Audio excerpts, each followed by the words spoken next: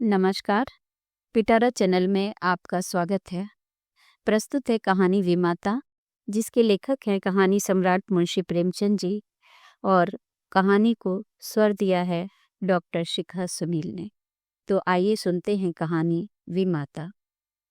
स्त्री की मृत्यु के 3 ही मास बाद पुनर्विवाह करना मृत आत्मा के साथ ऐसा अन्याय और उसकी आत्मा पर ऐसा आघात है जो कदापि क्षम्य नहीं हो सकता। मैं ये कहूँगा कि उस स्वर्गवासिनी की मुझसे अंतिम प्रेरणा थी, और न मेरा शायद ये कथन ही मान्य समझा जाए कि हमारे छोटे बालक के लिए माँ की उपस्थिति परम आवश्यक थी। परंतु इस विषय में मेरी आत्मा निर्मल है, और मैं आशा करता हूँ कि स्वर्गलोक में मेरे इस कार्य की निर्दय आलोचना न की जाएगी। सारांश यह है कि मैंने विवाह किया, और यद्यपि एक नवविवाहिता वधू को मातृत्व उपदेश बेसुरा लगता, पर मैंने पहले ही दिन अम्बा से कह दिया कि मैंने तुमसे केवल इस अभिप्राय से विवाह किया है कि तुम मेरे भोले बालक की माँ बनो और उसके हृदय से उसकी माँ की मृत्यु का शोक भुला दो। 2 मास व्यतीत हो गए। मैं संध्या समय मुन्नू को साथ लेकर वायु सेवन को जाया करता था। लौटते समय कतिपय मित्रों से भेंट भी कर लिया करता था। उन संगतों में मुन्नू श्यामा की भांति चहकता। वास्तव में इन संगतों से मेरा अभिप्राय मनोविनोद नहीं, केवल मुन्नू के असाधारण बुद्धि चमत्कार को प्रदर्शित करना था। मेरे मित्रगण जब मुन्नू को प्यार करते और उसकी विलक्षण बुद्धि की सराहना करते, तो मेरा हृदय बांसु उछलने लगता था। एक दिन मैं मुन्नू के साथ बाबू ज्वाला सिंह के घर बैठा हुआ था। ये मेरे परम मित्र थे। मुझ में और उनमें कुछ भेदभाव नहीं था। इसका अर्थ ये नहीं है कि हम अपनी क्षुद्रताएं, अपने पारिवारिक कलह आदि और अपनी आर्थिक कठिनाइयां बयान किया करते थे। नहीं, हम इन मुलाकातों में भी अपनी प्रतिष्ठा की रक्षा करते थे और अपनी दुर्वस्था का जिक्र कभी नहीं करते थे। अपनी कालिमाओं को सदैव छिपाते थे। एकता में भी भेद था और घनिष्ठता में भी अंतर। अचानक बाबू ज्वाला सिंह ने मुन्नू से पूछा, क्यों, तुम्हारी अम्मा तुम्हें खूब प्यार करती है ना? मैंने मुस्कुराकर मुन्नू की ओर देखा। उसके उत्तर के विषय में कोई संदेह न था। मैं भली भांति जानता था कि अम्मा उसे बहुत प्यार करती हैं, परंतु मेरे आश्चर्य का ठिकाना न रहा जब मुन्नू ने इस प्रश्न का उत्तर मुख से न देकर नेत्रों से दिया। उसके नेत्रों से आंसू की बूंदें टपकने लगी। मैं लज्जा से गड़ गया। इस अश्रुजल ने अम्बा के उस सुंदर चित्र को नष्ट भ्रष्ट कर दिया जो गत 2 मास से मैंने हृदय में अंकित कर रखा था। ज्वाला सिंह ने कुछ संशय की दृष्टि से देखा और पुनः मुन्नू से पूछा, क्यों रोते हो बेटा? मुन्नू बोला, रोता नहीं हूँ, आंखों में धुआं लग गया था। ज्वाला सिंह का विमाता की ममता पर संदेह करना स्वाभाविक बात थी, परंतु वास्तव में मुझे भी संदेह हो गया। अम्बा सहृदयता और स्नेह की वह देवी नहीं है जिसकी सराहना करते मेरी जीवा न थकती थी। वहां से उठा तो मेरा हृदय भरा हुआ था और लज्जा से माथा न उठता था। मैं घर की ओर चला तो मन में विचार करने लगा कि किस प्रकार अपने क्रोध को प्रकट करूं। क्यों ना मुंह ढाक कर सो रहूं। अम्बा जब मुझे कुछ पूछे तो कठोरता से कह दूं कि सिर में पीड़ा है, मुझे तंग मत करो। भोजन के लिए उठाए तो झुड़क कर उत्तर दूं। अम्बा अवश्य समझ जाएगी कि कोई बात मेरी इच्छा के प्रतिकूल हुई है। मेरे पांव पकड़ने लगेगी। उस समय अपनी व्यंग्यपूर्ण बातों से उसका हृदय बेध डालूंगा। ऐसा रुलाऊंगा कि वह भी याद करे। पुनः विचार आया कि उसका हंसमुख चेहरा देखकर मैं अपने हृदय को वश में रख सकूंगा या नहीं। उसकी एक प्रेमपूर्ण दृष्टि, एक मीठी बात, एक रसीली चुटकी मेरे शिलातुल्य रुष्टता के टुकड़े टुकड़े कर सकती है। परंतु हृदय की इस निर्बलता पर मेरा मन झुंझला उठा। ये मेरी क्या दशा है? क्यों इतनी जल्दी मेरे चित्त की काया पलट गई? मुझे पूर्ण विश्वास था कि मैं इन मृदुल वाक्यों की आंधी और ललित कटाक्षों के बहाव में भी अचल रह सकता हूँ, और कहाँ अब ये दशा हो गई कि मुझ में साधारण झोंके को भी सहने की समर्थ नहीं रह गया। इन विचारों से हृदय में कुछ दृढ़ता आई। तिस पर भी क्रोध की लगाम पग पग पर ढीली होती जाती थी। अंत में मैंने हृदय को बहुत दबाया और बनावटी क्रोध का भाव धारण किया। ठान लिया कि चलते ही चलते एकदम से बरस पड़ूंगा। ऐसा ना हो कि विलंब रूपी वायु इस क्रोध रूपी मेघ को उड़ा ले जाए। परंतु ज्यों ही घर पहुंचा, अम्बा ने दौड़कर मुन्नू को गोदी में ले लिया और प्यार से सने हुए कोमल स्वर से बोली, आज तुम इतनी देर तक कहाँ घूमते रहे? चलो देखो मैंने तुम्हारे लिए कैसी अच्छी अच्छी फुलौड़ियाँ बनाई हैं। मेरा कृत्रिम क्रोध एक क्षण में उड़ गया। मैंने विचार किया, इस देवी पर क्रोध करना भारी अत्याचार है। मुन्नू अबोध बालक है। संभव है कि वह अपनी माँ का स्मरण कर रो पड़ा हो। अम्बा इसके लिए दोषी नहीं ठहराई जा सकती।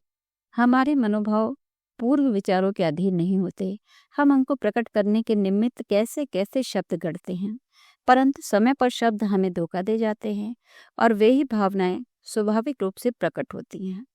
मैंने अम्बा को ना तो कोई व्यंग्यपूर्ण बातें ही कही और ना क्रोधित हो मुंह ढाककर सोया, बल्कि अत्यंत कोमल स्वर में बोला, मोनू ने आज मुझे अत्यंत लज्जित किया। खजांची साहब ने पूछा, तुम्हारी नई अम्मा तुम्हें प्यार करती है या नहीं? तो ये रोने लगा। मैं लज्जा से गड़ गया। मुझे तो स्वप्न में भी ये विचार नहीं हो सकता कि तुमने इसे कुछ कहा होगा, परंतु अनाथ बच्चों का हृदय उस चित्र की भांति होता है जिस पर एक बहुत ही साधारण पर्दा पड़ा होता है। पवन का साधारण झोंका भी इसे हटा देता है। ये बातें कितनी कोमल थीं कि इस पर भी अम्बा का विकसित मुखमंडल कुछ मुरझा गया। वह सजल नेत्र होकर बोली, इस बात का विचार तो मैंने यथासाध्य पहले ही दिन से लगा रखा है, परंतु यह असंभव है कि मैं मुन्नू के हृदय से माँ का शोक मिटा दूं। मैं चाहे अपना सर्वस्व अर्पण कर दूं, परंतु मेरे नाम पर जो सौतेलेपन की कालिमा लगी हुई है वह मिट नहीं सकती। मुझे भय था कि इस वार्तालाप का परिणाम कहीं विपरीत ना हो, परंतु दूसरे ही दिन मुझे अम्बा के व्यवहार में बहुत अंतर दिखाई देने लगा। मैं उसे प्रातः सायंकाल पर्यंत मुन्नू की ही सेवा करते हुए देखता, यहाँ तक कि उस धुन में उसे मेरी भी चिंता ना रहती थी। परंतु मैं ऐसा त्यागी ना था कि अपने आराम को मुन्नू पर अर्पण कर देता। कभी कभी मुझे अम्बा की यह अश्रद्धा ना भाती, परंतु मैं कभी भूल कर भी इसकी चर्चा ना करता। एक दिन मैं अनियमित रूप से दफ्तर से कुछ पहले ही आ गया। क्या देखता हूँ कि मुन्नू द्वार पर भीतर की ओर मुख किए खड़ा है। मुझे इस समय आंख मिचौले खेलने की सूझी। मैंने दबे पांव पीछे से जाकर उसके नेत्र मूंद लिए, पर शोक, उसके दोनों गाल अश्रुपूरित थे। मैंने तुरंत दोनों हाथ हटा लिए। ऐसा प्रतीत हुआ मानो सर्प ने डस लिया हो। हृदय पर एक चोट लगी। मुन्नू को गोद में लेकर बोला, मुन्नू क्यों रोते हो? ये कहते कहते मेरे नेत्र भी सजल हो गए। मुन्नू आंसू पीकर बोला, जी नहीं, रोता नहीं हूँ। मैंने उसे हृदय से लगा लिया और कहा, अम्मा ने कुछ कहा हो तो बताओ। मुन्नू ने सिसकते हुए कहा, जी नहीं, मुझे तो वो बहुत प्यार करती हैं। मुझे विश्वास न हुआ। पूछा, वो प्यार करती है तो तुम रोते क्यों हो? उस दिन खजांची के घर भी तुम रोए थे। तुम मुझसे छिपाते हो। कदाचित तुम्हारी अम्मा अवश्य तुमसे कुछ क्रुद्ध हुई हैं। मुन्नू ने मेरी ओर कातर दृष्टि से देखकर कहा, जी नहीं, वो मुझे बहुत प्यार करती हैं और इसी कारण मुझे बारंबार रोना आता है। मेरी अम्मा मुझे अत्यंत प्यार करती थी, वह मुझे छोड़कर चली गई।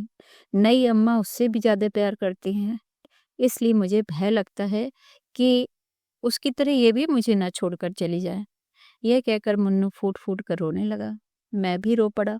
अम्बा के इस स्नेहमय व्यवहार ने मुन्नू के सुकोमल हृदय पर कैसा आघात किया था। थोड़ी देर तक मैं स्तंभित रह गया।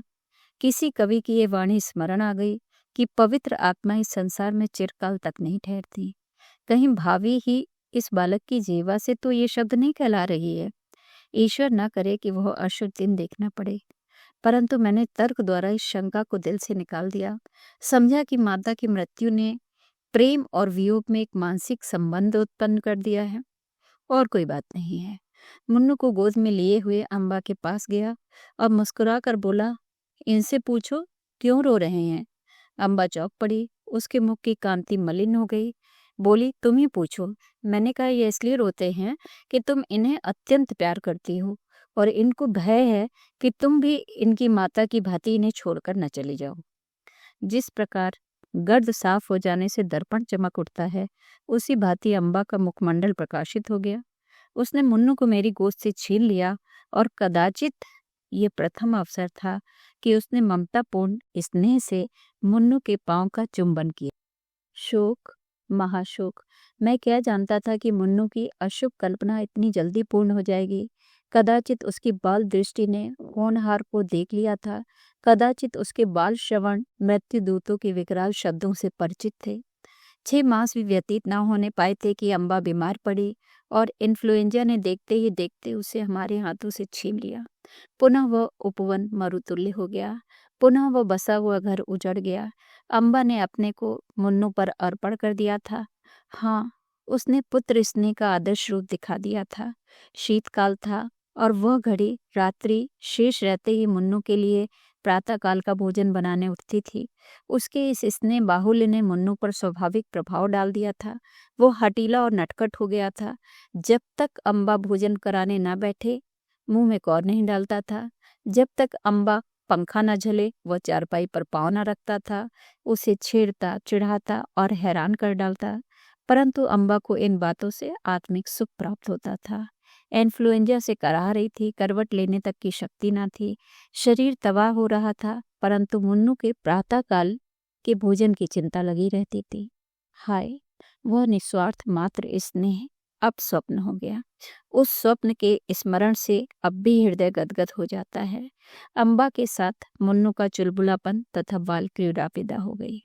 अब वह शोक और नैराश्य की जीवित मूर्ति है। वह अब नहीं रोता। ऐसा पदार्थ खोकर अब उसे कोई खटका, कोई भय नहीं रह गया। तो ये थी कहानी विमाता। श्रोताओं, कहानी आपको कैसी लगी शेयर जरूर कीजिएगा। धन्यवाद।